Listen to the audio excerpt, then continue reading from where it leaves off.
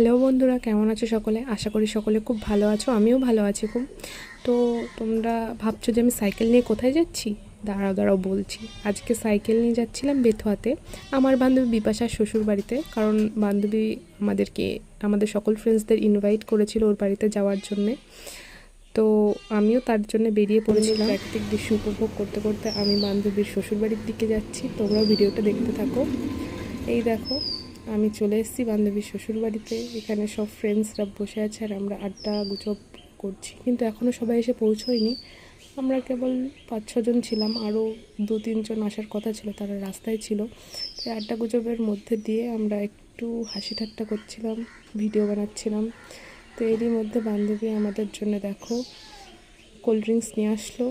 কেউ জল ভেবো না, এটা কোল্ড ড্রিঙ্কস ছিল, ঠিক আছে? তো বান্ধবী আমাদের সুন্দর করে সার্ভ করে দিচ্ছে। তারপর সবাই একসাথে বসেছিলাম। এই দেখো সকলে চলে এসে সবাই, তো সবাই মিলে বসে আড্ডা মারছিলাম। তারপরে খাওয়া দাওয়ার ব্যবস্থা ছিল। তো বান্ধবী আমাদের জন্য নিজের হাতে লুচি আর ঘুগনি করেছিল। খুবই সুন্দর হয়েছিল খাবারটা, দারুণ রান্না করে বান্ধবী। তো এরপর খাওয়া দাওয়া শেষ করে এখনও দুজনের খাওয়া বাকি আছে। দেখো আমার পিছনের ভিডিওতে দেখতে পাচ্ছি, এদের দুজনের খাওয়াই হয় না, কিন্তু বাকি সবার খাওয়া হয়ে গেছিলো। তো এই আড্ডা গুজব করতে করতে সময় কোন দিক দিয়ে পেরিয়ে গেল বলাই গেল না। তো আজকের মতো ব্যাস এইটুকু। ভালো থেকো সকলে।